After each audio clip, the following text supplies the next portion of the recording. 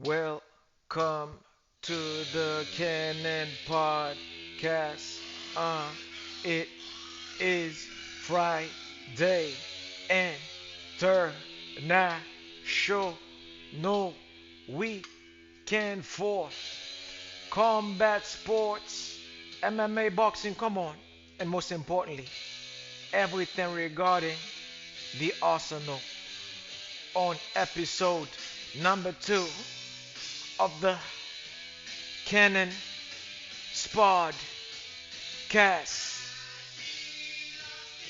Oh yeah,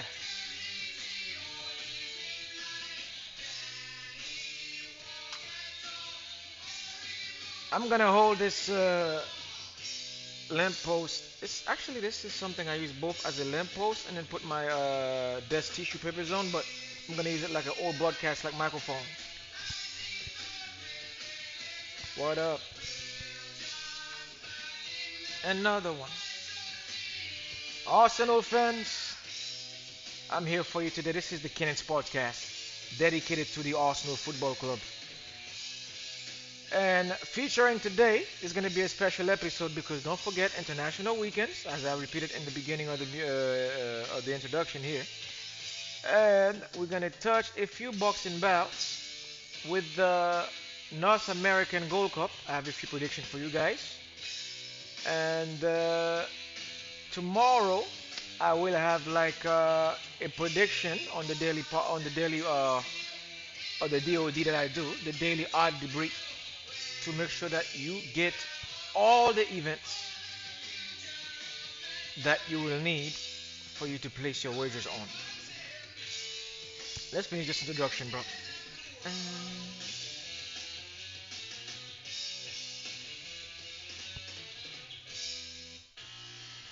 all right, let's get straight to it.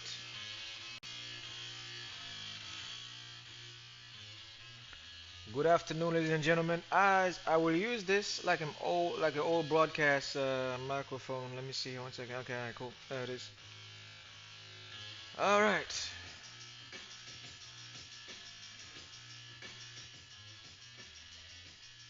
This beat here is I would put the name of the beat for you guys as I normally do for the Cannon's podcast. Today is Cannon's podcast episode number 2. So I will begin straight with Arsenal news. Arsenal fans, as you guys been hearing lately, that we have signed Declan Rice. Declan Rice is supposed to have a medical today, and there is no confirmation that he's been signed by Arsenal. The reports are coming in saying that he has signed. Again, until he's holding the jersey, sitting down at the table with both Mikel Arteta and Edu, I don't believe what they're selling us in the media. But when it comes to our transfers, there is one thing that I would like to address. I'm not gonna have a special episode because we already had like a lot of stuff posted online for him. All Arsenal fans all over the globe, please bid your farewell to Granit Xhaka, who has successfully complete his transfer to Germany to play for Bayer Leverkusen. It was done over the last 48 hours. This is something I predicted that was going to happen about 2 months ago before the season ended. That Granit Xhaka was going to sign with the German powerhouses, and we all gonna miss you, Granit Xhaka. You were one of our most instrumental midfielder over the last 7 years, and great move for him and his family. And he's gonna get his badge, his coaching badge in Germany to become one of the under 21 or 17 managers for Bayer Leverkusen. And on that way he'll be able to get his official license badge like Patrick Vieira and like the rest of the Arsenal players that we have had at the helm. And congratulations to Arsene Wenger for finally getting his statue, which will be unveiled. I believe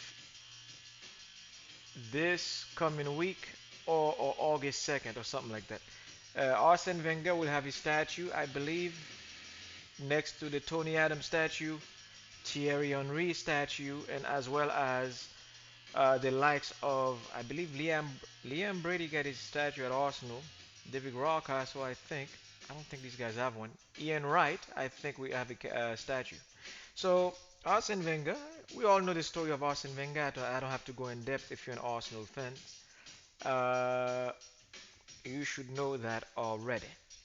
What this guy mean to the club, not just as a guy who coached players at Arsenal, but he was basically the guy who rebranded the club in the late 90s to make it be known all over the globe as the football club that we are, the mighty Arsenal.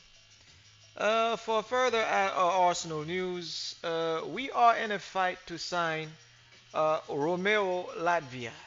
Apparently, Liverpool is looking to sign the player, and the fee is an astronomical fee for a 19-year-old. They would like us to pay 50 million pounds. Southampton, the same club who beat us around April this year in the last campaign, you can take this astronomical fee and talk to your accountant and to your managerial staff at Southampton. Uh, you can find the calmless place. Take that 50 million pound offer and put it where in your arsenal, because we're not gonna pay this fee for a 19-year-old kid. I would like Mikel Arteta and Edu to retract from this proposal to buy the player. We don't need a guy like Romeo Latvia. He's a kid. He's 19 years old. He's been tested at Southampton, and as you can see, they were relegated. Your only victory that you guys can brag about, oops, was over the Arsenal when Southampton beat us in our own stadium. That was embarrassing. And this is something that we're going to have to work on. The player I would like Arsenal to sign in the central midfield department is a guy named Fofana from Monaco. He's actually in the French national team and their senior squad. He is of 24 years of age. Fofana, I believe, is Senegalese descent, and he would fit well with the Arsenal program. But again, the fee. But this one here should be manageable by Edu and the Arsenal squad to sign up, because they're only asking for 30 to 34 million pounds. So instead of wasting money on Romeo Latvia, I would suggest Arsenal focus on Fofana. The reason why you need to focus on Fofana is he's standing at 6'3", 6'2". Yes, you are on the verge of signing Declan Rice, but again, it's Arsenal here. Until the player put the jersey on, I don't believe squat. It's Arsenal, bro. They'll do it to you all the time. Yes, we have signed the player, and next thing you know, the player is holding another jersey within 24 hours. The rumor is that Declan Rice is supposed to have his medical today. Okay? Very good. Make sure it is posted on the website when it's done. So that way we can go sign a midfielder to replace the hole that will be left by both Thomas Partey and Granit Xhaka.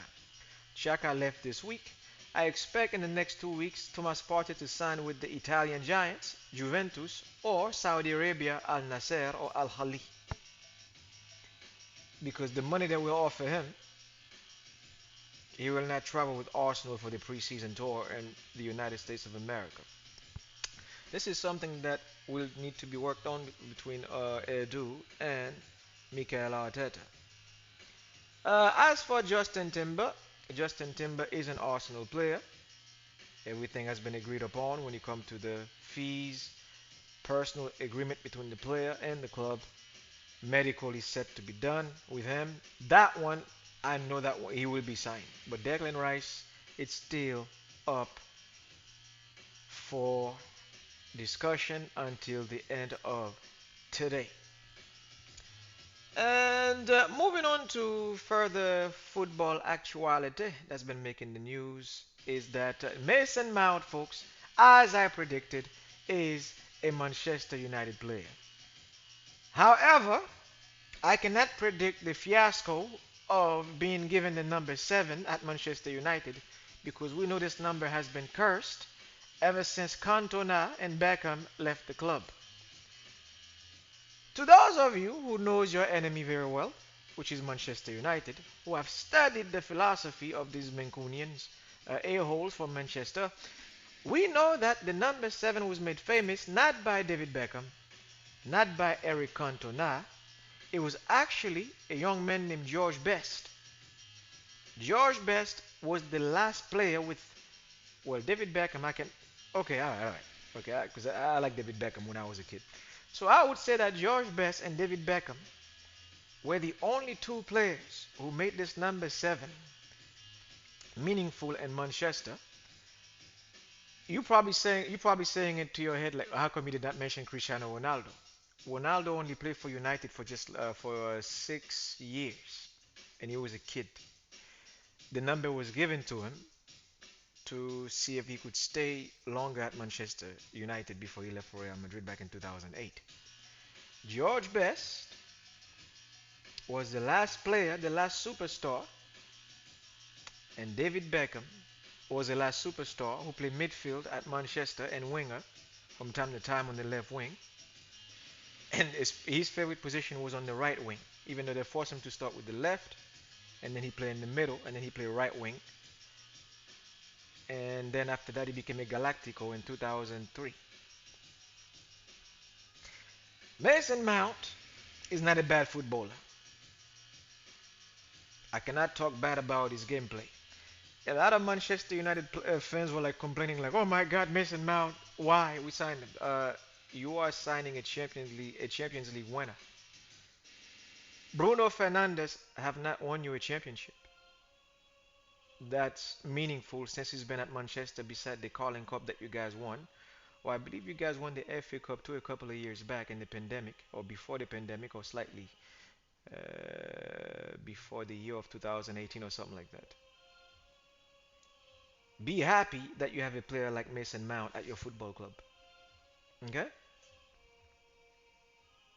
Finally, you guys have signed a midfielder that is a proper center attacking mid to compete with Bruno Fernandes.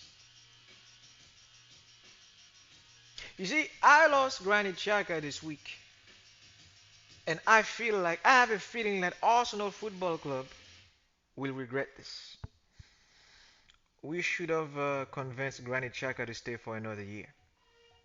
If he won a championship with us, like the Premier League or the Europa Cup, because we're not going to win the Champions League, we could have sell him after, just like Manchester City sold Ilkay Gundogan. You don't sell players who's this experienced, who knows your system. Now, I would not say anything a year ago or 2 years ago because I wanted Chaka out. But as I've seen the stats improve over the last 365 days, I don't think that it was wise to get rid of Chaka. Now, Thomas Partey, you're probably thinking like, oh, why don't you want to keep Thomas Partey? He's been good for us. Like, Arsenal fans, let's be logical here. When was the last time Thomas Partey ended his season in full health to put us in a position to win a title over the last 2 years? Okay? Over the last 2 years, I have not seen anything that make me go ooh ah when it comes to Thomas Partey to finish the season strong. This guy's always been missing when we needed him the most, and this year it has cost us both him and Gabriel Jesus. Thomas Partey leaves, he goes to Saudi Arabia or goes to Juventus. I expect Arsenal to spend the cash reasonably on a player who can help us, and his name is Fofana, who plays central defensive midfielder at Monaco to fill in that slot. Declan Rice can play all these positions, but Declan Rice is here to replace Granit Xhaka. He's an improvement on that.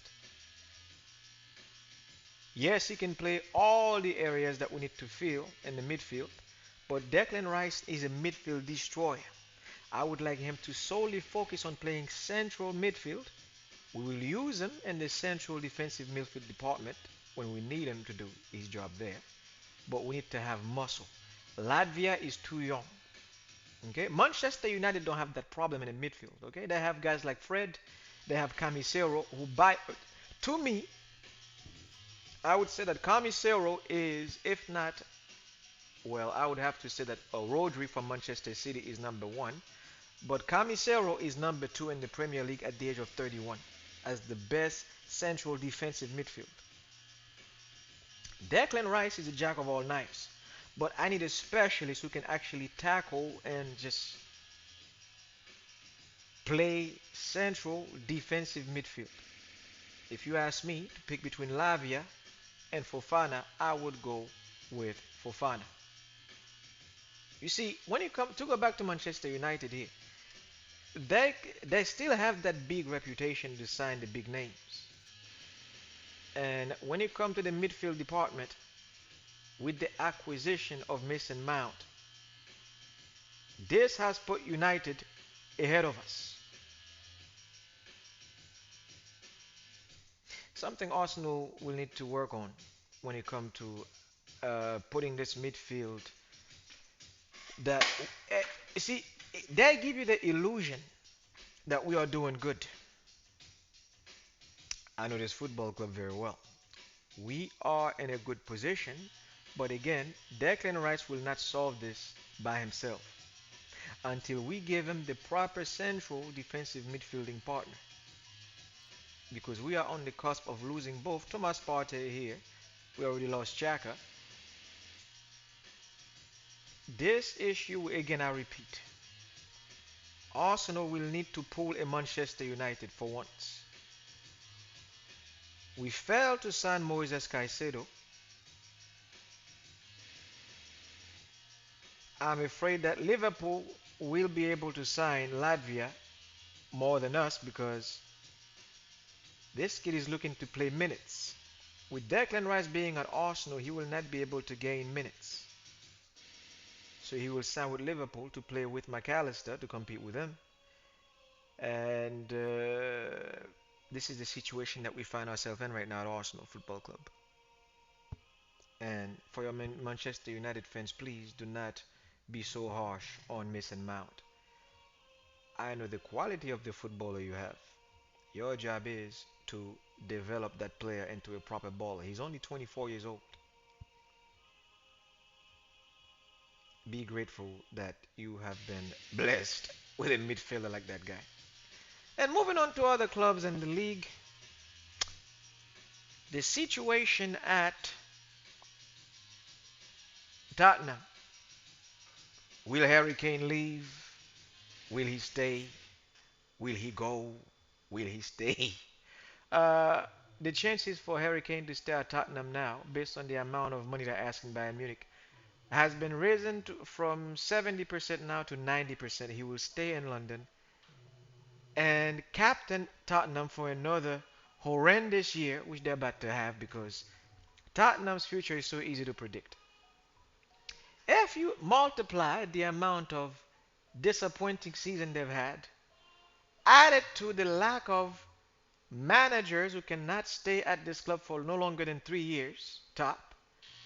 Pochettino was the only manager who stayed at this club for more than 2 years. Now he's coaching Chelsea, bro. You guys cannot retain managers for more than a year and a half. If they get 2 years at Tottenham, it's a miracle. This manager at Tottenham here, I guarantee you folks, this guy will be switched before January. Or if he's lucky, he'll be at Tottenham next May in 2024. But it's okay not to panic, folks. You guys will have your captain, Harry Kane. He will not go anywhere. Bayern Munich is trying to buy this player. They're the only club trying here. And based on what I'm looking at on what the fee that Daniel Levy is asking for Harry Kane, the verdict is this. Harry Kane will be a Tottenham player. I'm calling it here first. If he moves to Bayern Munich, it will be a miracle. But I expect Harry Kane to be a Tottenham player until next May when he'll be 30 years old, if I'm not mistaken. Okay? So Spurs fans, rejoice. You get to keep him for another year because why? Your board of director Daniel Levy is not he's a reputed. I'm not gonna finish the rest of what I was gonna say when it comes to Tottenham. I'll let you guys be the judge because it's your club, it's not mine. But I just wanted to roast them. Further football news: when it comes to Kylian Mbappe, the situation is getting a bit more complex day by day. But at the end of the day, we all know that Real Madrid get what they want. It's Madrid. They always get their toys. They will get Kylian Mbappe, whether PSG like it or not. And when Luis Enrique was being unveiled 2 days ago, they asked the board of director of PSG. He said, "Nah, Kylian Mbappe is up for sale. I'm just waiting for the club with the right amount who can cover all the bonuses that they're asking for. Because don't forget, they owe Kylian Mbappe 84 million pounds in bonuses. So to let him go for free next year would be a major deficit for Paris Saint-Germain. So they have to sell him now. Real Madrid is in the driving seat. There is a vile rumor going on that Arsenal is interested in Kylian Mbappe. You know what? Whoever said this, I can tune this thing into a bludgeon. That we cannot sign a player like Kylian Mbappe.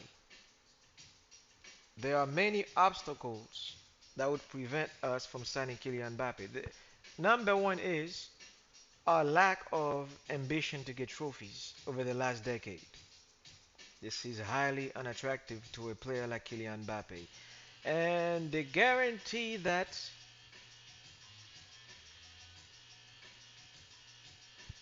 we would be in a position to win the Champions League would be extremely attractive to a player like Kylian Mbappe. Arsenal have not been in the Champions League over the last 4 years, or should I say 6 years. This is our first time being back since our expedition, or should I say expedition. We were kicked out of the Champions League by who? Us. Over the last 12 years, we have tried to qualify for semifinals, quarterfinals, and we have failed, failed, failed.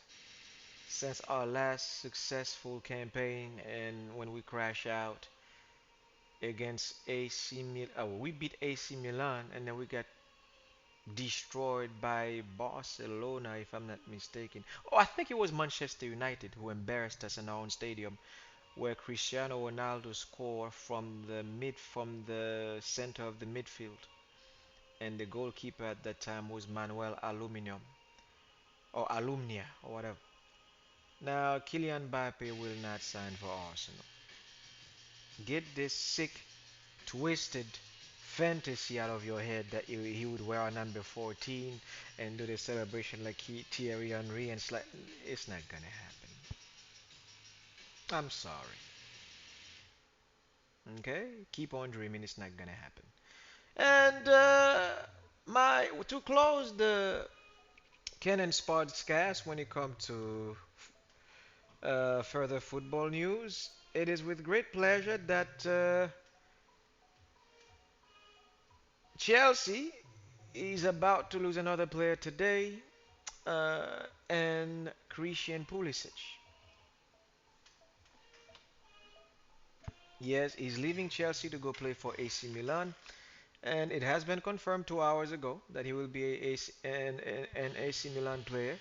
Chelsea have lost two players to Milan: Ruben Loftus-Cheek and Christian Pulisic. And from what I'm hearing, they're gonna lose Romelu Lukaku to enter Milan. Stay tuned, folks. There is yet to come when it comes to drama at Stamford Bridge. Manchester United is on the verge, or could be lining up the signing of Rasmus Hojlund, who they're calling the next Erling Haaland. They are putting that tag on him already at the age of 20. The next Erling Haaland. Okay. All right. And I hope that they can get their player. So that would make him the top target in the striking department. As for the Arsenal, there is a rumor that we are targeting uh, Dusan Vlahovic. Another rumor I'm not buying. And as for football predictions, since this is the podcast for the Cannon SpodCast, everything's pertaining to football, I will let you guys know now. Since I'm doing this, let's begin with our predictions when it comes to football matches this week. We have the tournament when it comes to the Gold Cup, aka the CONCACAF Nations League. I will start with one of the easiest prediction for you guys. We have Guatemala playing Jamaica. Let me lower this thing 1 second here. So we have Guatemala playing Jamaica at 5 p.m. this weekend. I believe it's Saturday or Sunday. You guys may have to check this yourselves. I'm not big on international events, but you guys should follow this. If you want to place your bets, I don't advise it, but if you want to mix a little dough, go with Jamaica on this one. They have a stronger team. They have international players throughout the Premier League, Germany, and Spanish League, French League, and the Italian League as well. I believe they have a couple of Jamaican players there. So please go with the Jamaican teams over Guatemala at 5 p.m. Saturday or Sunday. 1 second, let me see if I can get this schedule for you guys when they're playing. I believe that they will play this Sunday at 5 p.m. And go with, if you want to make a little dough, I would strongly advise you go with the Jamaican team on this one here. And for Saturday, I believe that we do have some CONCACAF action, guaranteed pick. We have Mexico playing at 9:30 p.m. against Costa Rica. Team Mexico all the way as the third best team, and or should I say the second best team in the CONCACAF, because nowadays, as we all know, we know that the United States is the best team in the CONCACAF. Number two always been Mexico. Now number three is Canada, and number four is Jamaica on the rankings. So I would definitely go with Mexico on this one. I'm not saying it's a guaranteed victory, but if you're looking at the prediction meters here, Mexico should be able to beat Costa Rica with a better squad. And based on their last meetings, it has been rocky for Mexico. It's been draws, 1-0 and a draw. But I would definitely go with Mexico for the W. Now, when it comes to the plus and the minuses, I would strongly advise that you stick to the W for Mexico to just get a flat out victory. As for Panama and Qatar, and in this tournament called the Gold Cup, they always have like guest countries. This year's guest is Qatar, and they will be in the quarterfinal against Panama. And when it comes to the prediction for that, I would say that Qatar will be the favorite to win this one. They have a good record in the last two meetings ever against Panama. And July 13, 2021, Panama drew Qatar, and I believe that the players that scored the two goals for Qatar was a gentleman by the name of Afif. Actually, he scored one. There was a guy named Ali who scored one, and there was Haidos. And then for Panama, it was Blackburn who scored a brace, and there was Davis who scored a penalty. But that was in 2021.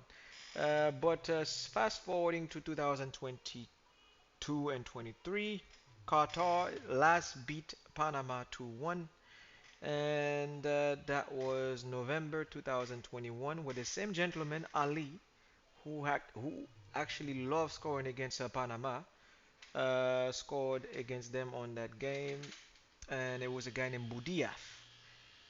So Qatar did beat Panama 2-1, and this is the third meeting in 2 years.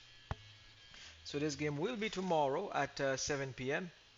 Yes, Panama will have all the fans because it's closer to, well, it's a North American competition, and Qatar is traveling all the way from the Emirates to participate in this quarterfinal. But make no mistake, Qatar will be the favorite. Even if they put Panama as the favorite to beat the Qataris, I will still pick them as underdogs. So, for all of you who like underdogs picks, please go with Qatar.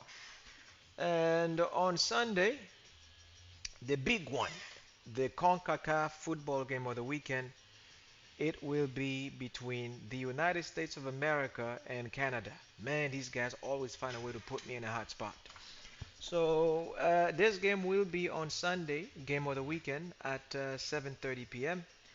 If you ask me to pick favorites, as you guys know, I'm raised both in the United States and I'm raised both here in Canada as well. So man, I'm not even gonna select the favorites on this one. However, if you plan to place your bets, I will put you in a position for you to win, as I always do. Now, we're going to go over the last meetings that these countries have had. We're going to start in 2021 because I don't want to pass, go back that far. USA faced Canada in 2021 on July 18th. The winner was USA. Moore scores one goal in the very first minute of that game. Shaq Moore. But let's face it, at that time, the squad that Canada had was the likes of Haylett, Buchanan, Piet, Frazier, not the same team they have nowadays in 2023. And after that, the US did draw Canada on September 5th, 2021, where Aronson scored in the 55th minute, and then Canada responded with a goal of their own by a gentleman named Laren. In the 62nd minute, it was a tie 1-1. And then on the last meeting, Canada beat the United States on January 30th, 2022, 2-0. And I believe that Sam Adekunle of Nigerian descent was the player of that match, scoring a goal in the 90th minute with an additional 5 minute added on. And Laren, again, who liked to score against the US, scored in the 7th minute to give Canada a comfortable victory over the US 2-0. And then on their most recent meeting, that was right before the World Cup, I think that was in January after the World Cup, the US did beat, or should I say this was like a cup, actually this was last month in June. The US did beat Canada with the Arsenal player, Floyd Balogun, who was born in Brooklyn, who actually, he was already like being prepped up to play for the English national team, but he switched his allegiance back to the United States, as the kids are allowed to do these days. And player Giovanni Reina was the player of the match with 2 assists, and the US did beat Canada 2-0. So this is a quarterfinal, and quarterfinals is different. So how you place your bet is up to you. But right now they are picking the US as the favorite to beat Canada, but I'm gonna teach you a little trick. So they're gonna put the US as let's say if you were doing a fight at a minus 200 or more than that to be the victor. Go with Canada as +1, +2, plus 1.5.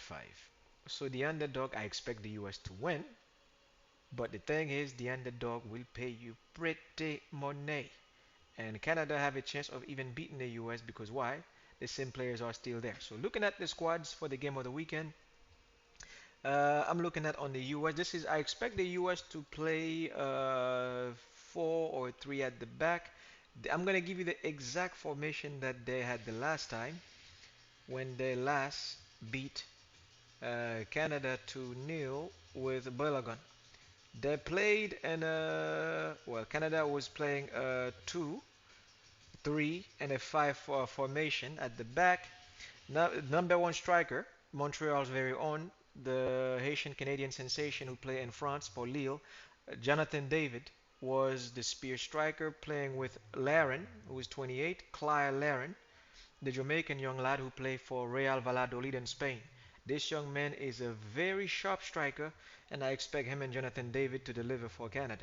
In the midfield, this is where the US have the advantage. They have the young Musa, Aronson, and Reina who play in Germany. And that midfield is these guys are savages, bro. Seriously. But up front, the US have Christian Pulisic, who played for Chelsea, now about to be an AC Milan player. Flo Balogun, the Arsenal player, soon to be a Chelsea player, by the way, and Timothy Weah. They have pace. Well, Canada have two strikers who are sharp when it comes to putting it in the back of the net. The US have pace. Pulisic, a speed merchant. Balogun, he played for Arsenal. I know him very well. A speed merchant. And then Timothy Weah, speed merchant. So this is what will give the US their edge. If you want to pick who's going to win the match, straight W, go with the US. But if you really want to double your profit for the underdog, go with Canada. Doop, doop, doop, doop. And that's all I have for the Cannon SpodCast. Stay tuned. I will, on the same frequency, I will drop your prediction for you since I did not have any report for yesterday's DOD, which I intend to do every couple of days. I will be back.